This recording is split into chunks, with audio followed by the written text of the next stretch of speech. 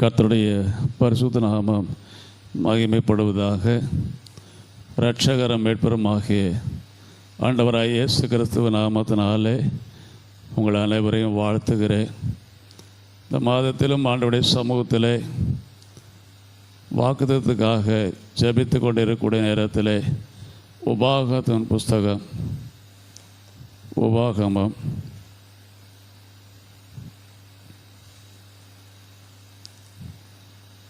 31 அதிகாரம். உபாகமம் 31 அதிகாரம், அதில் 8ஆம் வசனம் இந்த மாதத்துடைய வாக்குத்தத்தமாக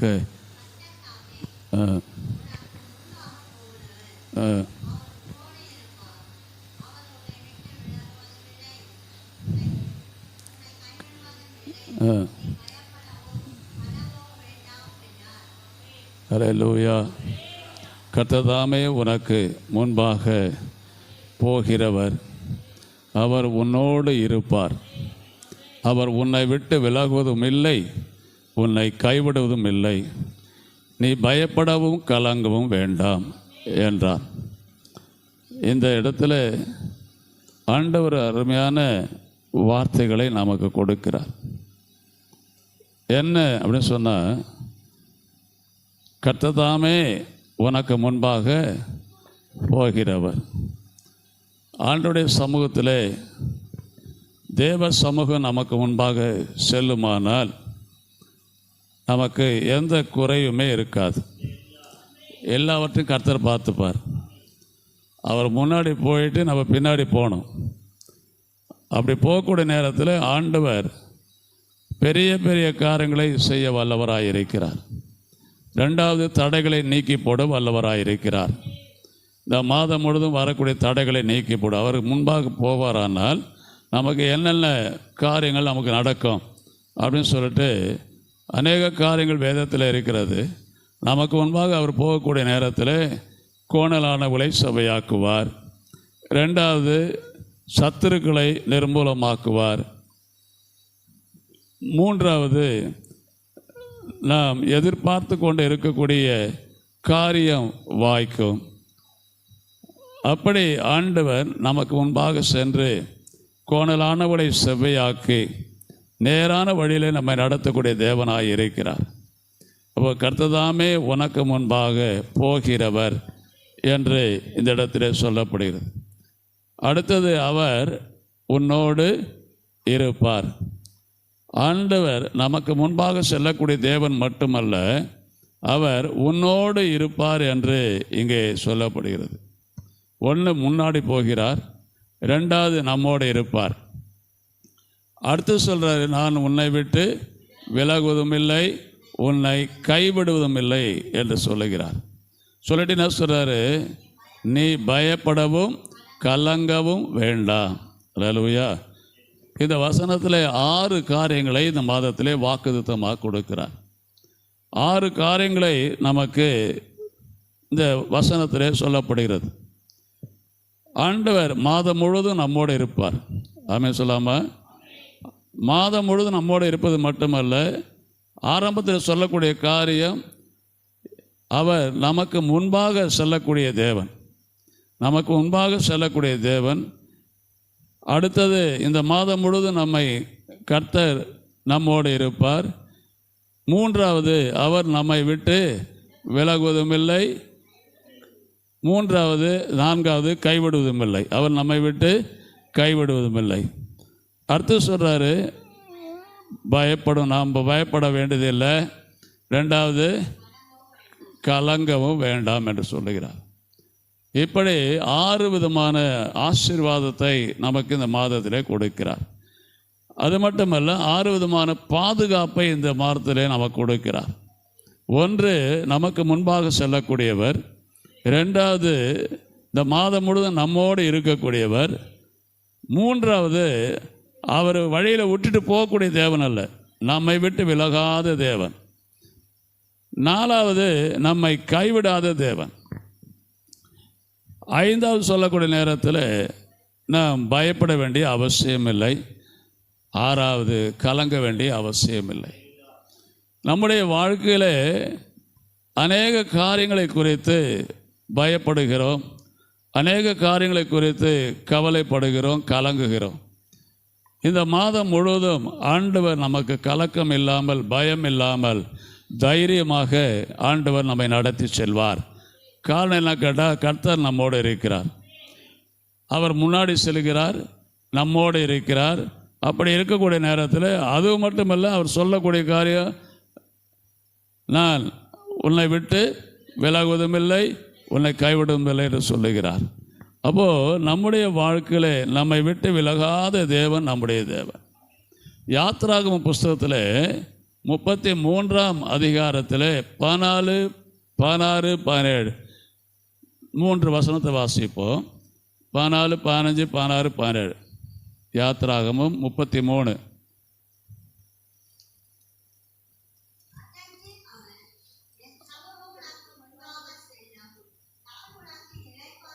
என் சமூகம் உனக்கு முன்பாக செல்லும், நான் உனக்கு உனக்கு இளைப்பாறுதலை தருவேன் என்றார். ஆமென் சொல்லாம அங்கே சொல்றாரு, என் சமூகம் உனக்கு முன்பாக செல்லும், நான் உனக்கு இளைப்பாறுதலை தருவேன் என்று சொல்லுகிறார். இந்த இடத்திலும் அதே வார்த்தையாக சொல்லுகிறார். முதல்ல வாக்குத்தத்தம் கொடுத்த வார்த்தைகளை இந்த இடத்துல சொல்லுகிறார். என்ன சொல்றாரு? என் சமூகம் உனக்கு முன்பாக செல்லும், நான் உனக்கு இளைப்பாறுதலை தருகிறேன். ஆமென். அப்போ ஆண்டவருடைய சமூகத்தில் நமக்கு ஆண்டவர் இளைப்பாறுதலை தருவேன் என்று சொல்லுகிறார். ரெண்டாவது முதல்ல சொல்றாரு, என் சமூகம் உனக்கு முன்பாக செல்லும். அலையில சொல்லுங்களேன். நான் பிராமணாக இருக்கும்போது ஒரு வீட்டில் கூட இருந்தேன். அப்போ தான் ரட்சிப்புக்குள்ளே வரேன். அந்த ஹவுஸ் ஓனர் வந்து, சார் எனக்கு ஒரு வசனம் வேணும் எனக்கு அப்படின்னாங்க. ரட்சிப்புக்குள்ளே அப்போ தான் நான் சர்ச்சுக்கு போகிறேன். அப்போ வந்து எனக்கு ஒரு வசனம் வேணும். அந்த வசனம் இந்த வசனம் தான், என் சமூகம் உனக்கு முன்பாக சொன்னேன். இது எதுக்குமா அது வசனம் அப்படின்னு? வண்டியில் போட போகிறேன். எதுக்கு? வண்டியில் ஸ்கூட்டரில் போட போகிறேன் அப்படின்னாங்க. இல்லையில சொல்லுங்களேன். அப்போது நம்முடைய வாழ்க்கையில் இந்துக்கள் கூட இந்த வசனத்தை ரொம்ப நேசிக்கிறாங்க.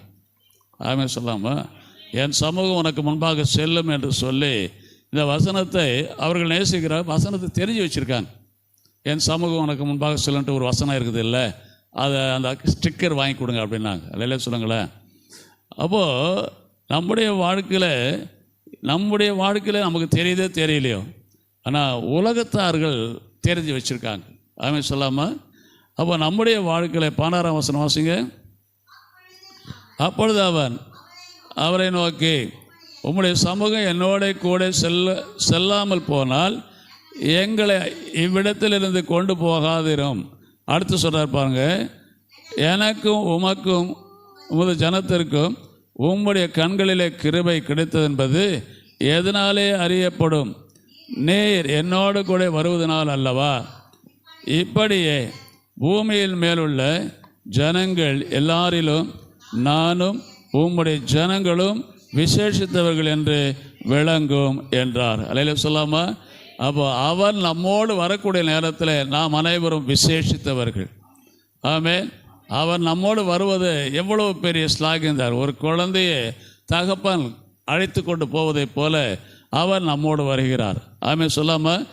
அது மட்டுமல்ல, யோசுவா 1:5 சொல்கிறாரு, அதுலேயும் சொல்கிறாரு,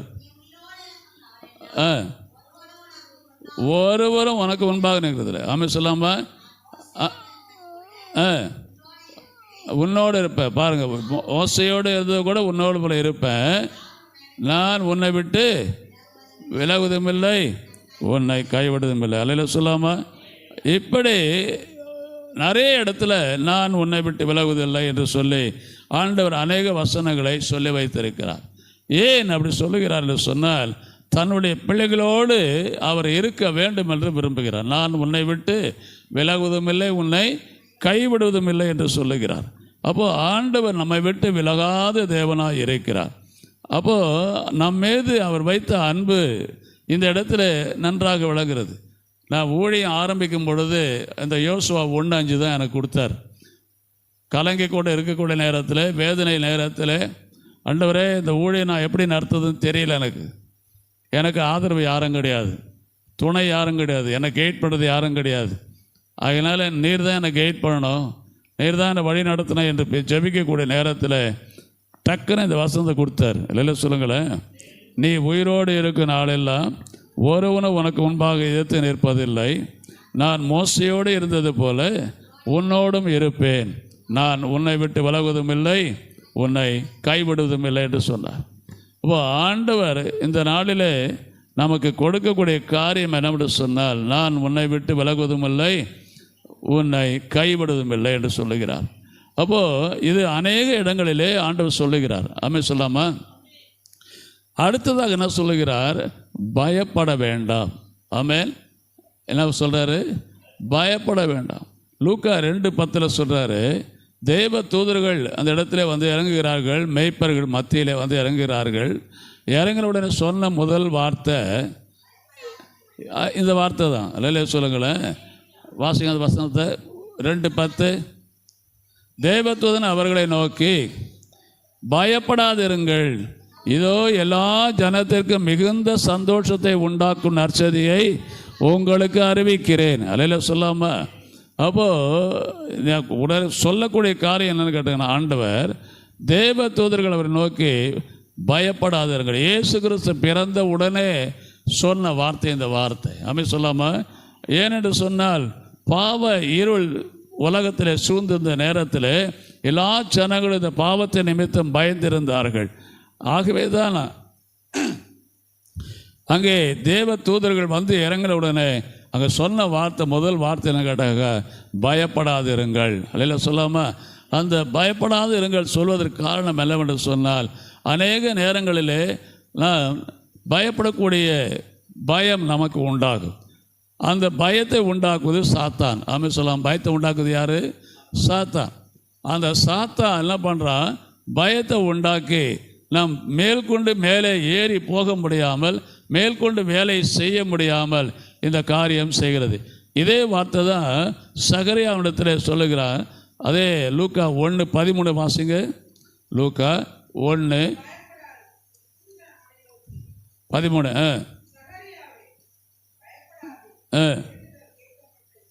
இங்கே என்ன சொல்கிறாரு? லூக்கா 1:13 தூதன் அவரை நோக்கி, சகரியாவே பயப்படாதே, உன் வேண்டுதல் கேட்கப்பட்டது, உன் மனைவியாக எலிசபெத் உனக்கு ஒரு குமாரனை பெறுவாள், அவனுக்கு யோவான் என்று பெயரிடுவாயாக. அல்ல சொல்லாமா? ஆண்டவருடைய சமூகத்தில் வரக்கூடிய வார்த்தையை நன்று கேட்டால், இந்த மாதம் முழுவதும் இந்த வார்த்தை உங்களுக்கு காதில் ஒலிச்சுக்கிட்டே இருக்கணும். என்ன? பயப்படாதே, பயப்படாதே, பயப்படாதே, கலங்காதே, கலங்காதே, கலங்காதே. ஆமென் சொல்லாமா? அப்போது நம்முடைய வாழ்க்கையில் பயப்படாமல் இருக்க வேண்டும் என்று ஆண்டவர் விரும்புகிறார். அதே போல் ஆபிரகாமை அழைத்த தேவன் ஆதியாகமம் 15:1 சொல்கிறார். ஆதியாகமம் 15:1 சொல்கிறாரு. ஆதியாகமம் 15:1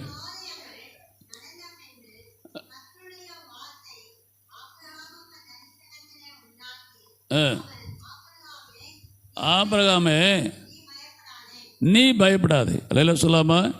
ஆபிரகாமே நீ பயப்படாதே, நான் உனக்கு கேடகமும் உனக்கு மகா பெரிய பலனுமாக இருக்கிறேன். அல்ல சொல்லாமா? ஆண்டவரே டைரெக்டாக வந்து சொல்கிறார். என்ன சொல்கிறாரு? இந்த காரியங்கள் நடந்த பின்பு கர்த்தருடைய வார்த்தை ஆபிரகாமுக்கு தரிசனத்தில் உண்டாகி, அவர், ஆபிரகாமே நீ பயப்படாதே, நான் உனக்கு கேடகமும் உனக்கு மகா பெரிய பலனுமாய் இருக்கிறேன் என்றார். அல்லேலூயா.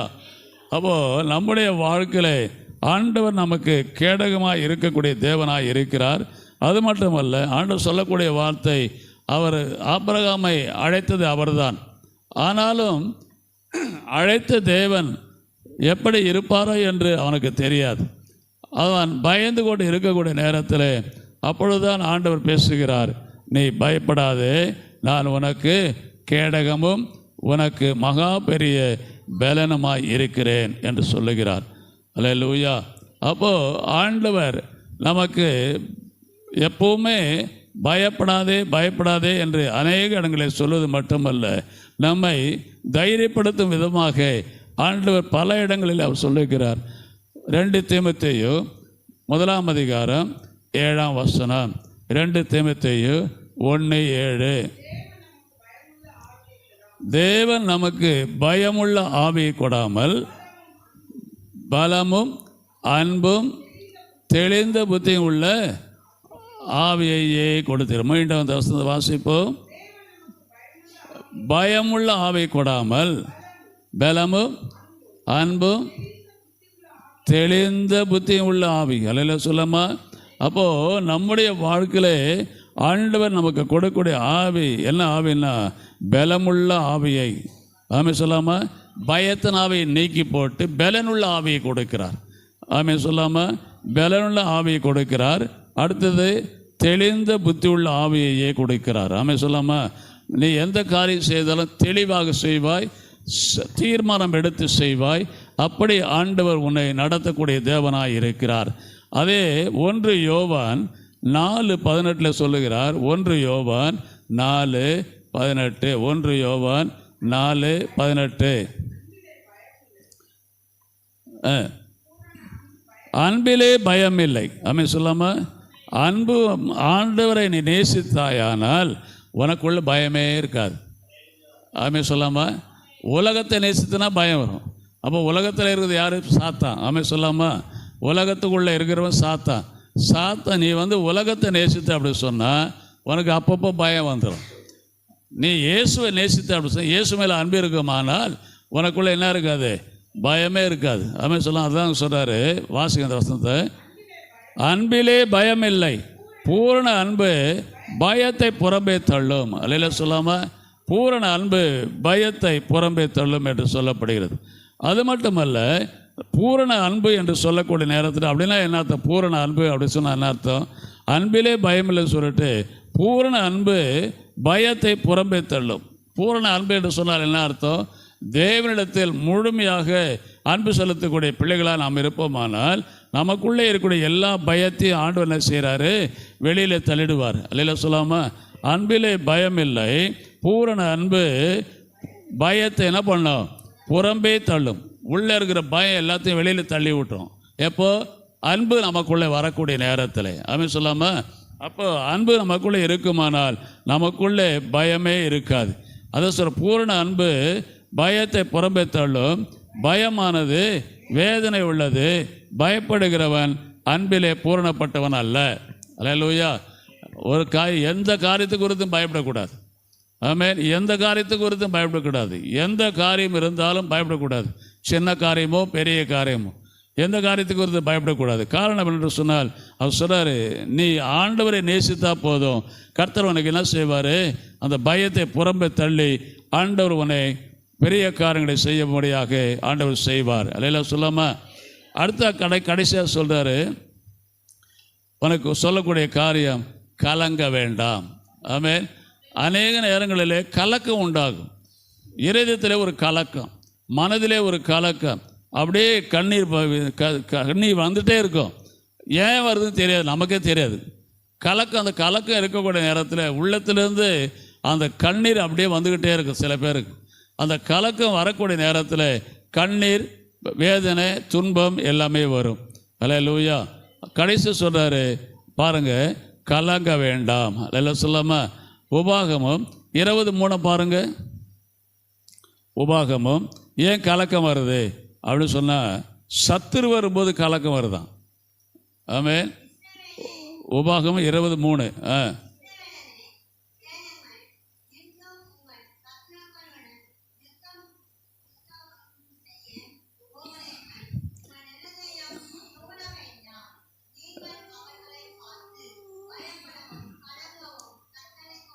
அல்லேலூயா. சத்துருக்கள் உனக்கு எதிராளி, சத்துருக்கள்னால் எதிராளி. இஸ்ரவேலை கேளுங்கள், இன்று உங்கள் சத்துருக்களுடன் யுத்தம் செய்ய போகிறீர்கள். உங்கள் இருதயம் துவள வேண்டாம். நீங்கள் அவர்களை பார்த்து பயப்படவும் கலங்கவும் தத்தளிக்கவும் வேண்டாம். அல்லேலூயா சொல்லாமா எவ்வளோ காரியம் சொல்கிற பாருங்கள். ஒருத்தன் எதிராளி உள்ளே வந்துட்டாலே எல்லாம் நம்ம தாக்கிறதுக்கு வரான்னு சொல்லுங்களேன். வேறு நாட்டினுடைய சேனை நம்ம தேசத்துக்குள்ளே வரக்கூடிய நேரத்தில் இந்த தேசனாகும் கலங்கம். அதான் சொல்கிறாரு, இன்று உங்கள் சத்துருக்கள் யுத்தம் செய்ய சத்துருக்களுடன் யுத்தம் செய்ய போகிறீர்கள். உங்கள் இருதயம் துவள வேண்டாம். நீங்கள் அவர்களை பார்த்து பயப்படவும் கலங்கவும் தத்தளிக்கவும் வேண்டாம். அல்லேலூயா சொல்லாமா? எவ்வளோ காரியத்தை ஆண்டவருக்கு நேர்த்தியாக சொல்கிறார் பாருங்க. நமக்கு கவலை வரக்கூடிய நேரத்தில், கஷ்டங்கள் வரக்கூடிய நேரத்தில் நீ கலங்க வேண்டாம் என்று கர்த்தர் இந்த நாளிலே நமக்கு பேலனாக இருக்கிறேன் என்று சொல்லுகிறார். 1 சாமுவேல் 16:14. 1 சாமுவேல் 16:14. 16:14.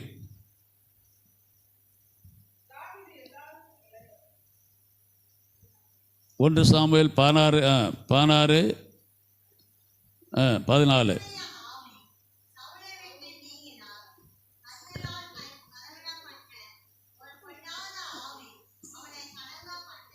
எங்கே பாருங்க, சவுல் ஒரு கலக்கம் உண்டாது. என்ன கலக்கம் அப்படின்னு சொன்னாக்கா, கர்த்தருடைய ஆவி சவுலை விட்டு நீக்கினார். அல்லேலூயா சொல்லாம? அப்போது சவுலை விட்டு கர்த்தருடைய ஆவி நீங்கள் உடனே கர்த்தரால் வரவிடப்பட்ட ஒரு பொல்லாத ஆவி அவனை கலங்க பண்ணி கொண்டிருந்தது. அப்படி சொல்லாமல் சவுலை கலக்கம் உண்டாக்கக்கூடிய ஒரு சூழ்நிலை தேவன் உண்டாக்கினார். ஏனென்று சொன்னால் அவன் உள்ளம் எப்படி இருந்தது என்றால், ஒன்று மேட்டுமையாக இருந்தது, இரண்டாவது சவுலை கொல்ல வேண்டும் என்ற எண்ணம் அவனுக்குள்ளே இருந்தது. கொலை வெறி அவனுக்குள்ளே இருந்தது. அப்படி சொல்லாமல் கொலை வெறி அவனுக்குள்ளே இருந்தது. அவற்றை மாற்றும்படியாக ஆண்டவர் அவனுக்குள்ளே ஒரு கலக்கத்தை வைத்தார். அதே 1 சாமுவேல் 17:32 பாருங்க. 17:32.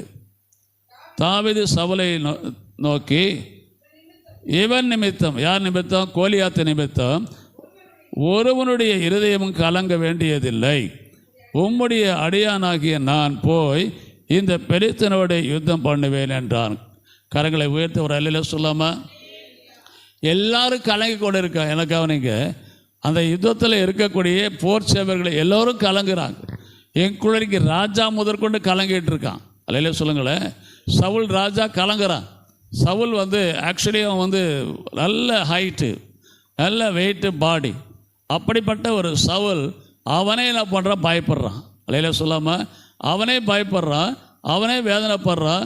இப்படிப்பட்ட சூழ்நிலை இருக்கக்கூடிய நேரத்தில் நடந்த காரியம் என்னங்கிட்ட, அங்கேருந்து தாவீது அந்த இடத்துக்கு வருகிறான். தாவீது வரக்கூடிய நேரத்தில் தாவீது என்ன சொல்கிறான் பாருங்கள். 32. சவுலை நோக்கி, இவன் நிமித்தம், அந்த சவுலை கோலியாத்து நிமித்தம் ஒருவனுடைய இருதயமும் கலங்க வேண்டியதில்லை. உம்முடைய அடியானாகிய நான் போய் இந்த பெலிஸ்தனோட யுத்தம் பண்ணுவேன். அல்லேலூயா சொல்லாமா? யுத்தம் பண்ண வேண்டியெல்லாம் யுத்தத்தில் நின்றுருக்க, சும்மா இருக்காங்க, பயந்தில் உட்காந்துட்டு இருக்காங்க, கலக்கத்தோடு உட்காந்துட்டு இருக்காங்க. என்ன செய்வானோ எப்படி செய்வானோ சொல்லிட்டு கலக்கத்தில் உட்காந்துட்டு இருக்காங்க. அந்த நேரத்தில் சின்ன பையன் தாவீது, ஆமேன், சின்ன பையன் தாவீது அவன் என்ன பண்ணுறான்? யுத்தத்தில் முன்னாடி நான் இவனை கொல்றேன் அப்படின்றான். அல்லேலூயா சொல்லுங்களேன். அவன் எந்த தைரியத்தில் சொன்னான் அப்படின்னு சொன்னான்? கர்த்தர் அவனோடு கூட இருந்தார். அல்லேலூயா சொல்லாமல் கர்த்தர் அவனோடு கூட இருந்தார், எனக்கு முன்பாக அவர் செல்லுவார், அவர் யுத்தம் பண்ணுவார் என்று அவனுக்குள்ளே ஒரு உத்வேகம் அவனுக்குள்ளே இருந்தது. ஆகையினால கர்த்தரை முன்னாடி வைத்து அவன் சொல்லக்கூடிய வார்த்தை, கலங்க வேண்டாம், நீங்கள் ஒருவரும் கலங்க வேண்டாம் என்று அந்த இடத்துல சொல்லுகிறான். எல்லாம் சொல்லாம யோபுவின் புஸ்தகம் 4:5 சொல்லப்படும். யோபு 4:5 கடைசியாக வாசித்து முடிப்போம். யோபு 5:4 4:5.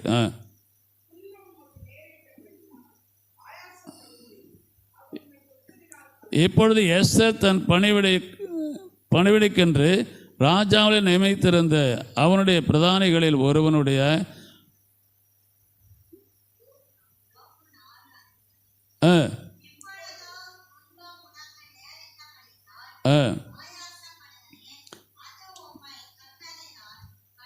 நாலு அஞ்சா வாசிக்கிறங்க. அத்தாகை அழைப்பித்து காரியம் என்ன, அதன் முகாந்திரம் என்ன என்று அறியும்படி மொர்தெகாயிடம் விசாரிக்க அவனுக்கு கட்டளையிட்டார்கள். அல்லேலூயா சொல்லாமல் இங்கே கலக்கம் ஏன் வந்தது அப்படின்னு சொன்னால், மன்னிக்கணும்,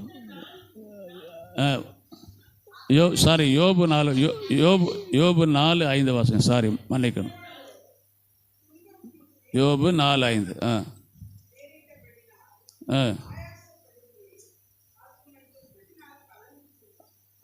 இப்பொழுது துன்பம் உமக்கு நேரிட்டபடியினால் ஆயாசப்படுகிறீர், அது உம்மை தொட்டதினால் கலங்குகிறீர். அல்ல சொல்லாம ஆண்டவருடைய வார்த்தைங்க என்ன சொல்லுதுன்னா, இப்பொழுதோ துன்பம் உமக்கு நேரிட்டபடியினால் ஆயாசப்படுகிறீர். அதுமாதிரி சொல்லாமல் வாழ்க்கையில் துன்பம் வரக்கூடிய நேரத்தில், பிரச்சனை வரக்கூடிய நேரத்தில் நம்முடைய மனது கலங்கும். அது மட்டுமல்ல, அது உம்மை தொட்டதினால் கலங்குகிறீர். என்ன தொட்டது? ஆயாசம். ஆமென், அல்லேலூயா. இப்படி மனுஷனுக்குள்ளே தன்னுடைய வாழ்க்கையிலே கலக்கத்தை உண்டாக்கக்கூடிய சில காரியங்கள் சத்துரு கொடுக்கக்கூடிய நேரத்தில் கர்த்தர் உன்னோடு இருந்து, உனக்கு முன்பாக இருந்து, உன்னோடு இருந்து, கேடகமாக இருந்து உன்னை கரம் பிடித்து வழிநடத்த வல்லவராக இருக்கிறார். கண்களை மூடுவோம், ஜெபிப்போம். கர்த்ததாமே உனக்கு முன்பாக போகிறவர், அவர் உன்னோடே இருப்பார். அவர் உன்னை விட்டு விலகுவதும் இல்லை, உன்னை கைவிடுவதும் இல்லை. பயப்படவும் கலங்கவும் வேண்டாம் என்றான். அல்லேலூயா. நீ பயப்படவும் கலங்கவும் வேண்டாம் என்று இந்த நாளிலே கர்த்தர் உன்னை சொல்லுகிறார். நீ பயப்படாதே, கலங்காதே, திகையாதே, கர்த்தர் உன்னோடு இருப்பார். அல்லேலூயா, அல்லேலூயா. ஆவியானவரே, உமக்கு நன்றி, உமக்கு நன்றி. எல்லாம் வாயை தந்து துதிப்போமா? எல்லாம் வாயை தந்து துதிப்போம், துதிப்போம், துதிப்போம், துதிப்போம், துதிப்போம்.